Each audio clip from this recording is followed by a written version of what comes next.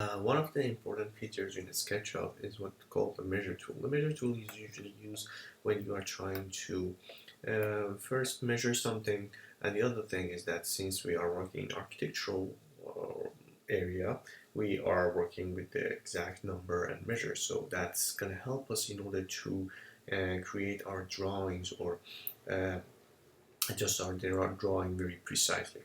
So in order to use the measure tools is that we can just go over here and then click on the measure, and then by going from one side to the other, that all the way down there, it just gives me the exact dimension for that one. So if I go up, it says it's a 9'6", and I can measure different areas. So I can click here and that gives me the exact value for that corner. In addition to that, I can use the measure tool basically in order to create some sort of a guideline. If you recall from the first 2 or 3 sessions, what we used to do was that we used the line tool in order to create some sort of a reference line. But when we are adding a line to our geometry, that basically make our geometry break geometry into different pieces, and that's not a good idea because, for example, if I draw a line from this side to this side, that might break this surface into 2 pieces, and that's not going to be exactly what we are looking for. We only look for like some sort of a reference that we can use in order to draw our precise dimension. So in order to create that sort of a reference for ourselves, after we click on the measure tool, what we can do is that we're going to go over and press control, and as you can see, after I press control, there is like some sort of a plus and that dash line appear in my grid line. So what I'm going to do is I'm going to go over this midpoint or any point here, and I'm going to bring that like a measure for myself.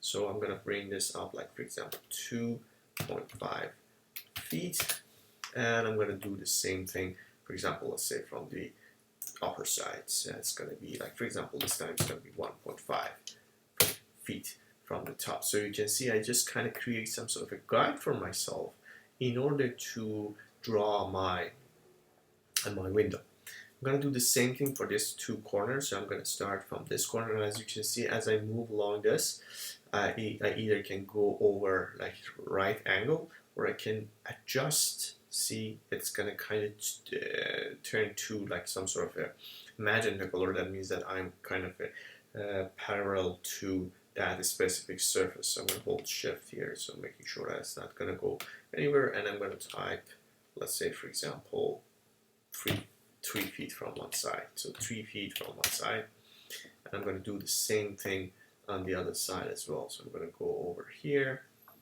and I'm going to go this side, making sure that I'm using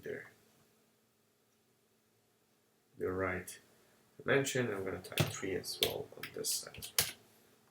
So now that I have my guide, what I can do is that I basically can start drawing my window. I'm going to go over using the line tool and start tracing this over this guide that I already created. So now I have my window here. Then I can start working with the different details. So maybe I'm going to go add, let's say for example, an offset within. So create some sort of a frame.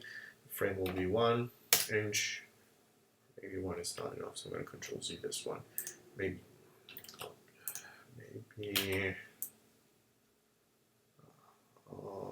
2 inches.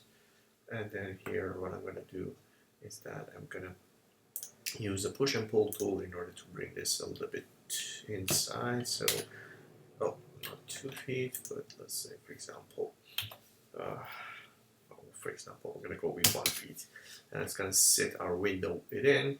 And then here in the center, I'm going to add another offset. So that's going to give me another 2 inches, and that's basically my window right there.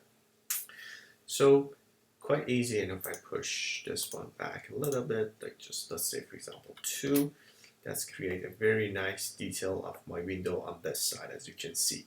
Now I'm done with using basically my guide. What I can do is that I can just select them, pressing space, click on them, and you can see that they're gonna kind of highlight it and delete them, or I can use the erase tool and then go over them and delete the guides after I use them for my reference.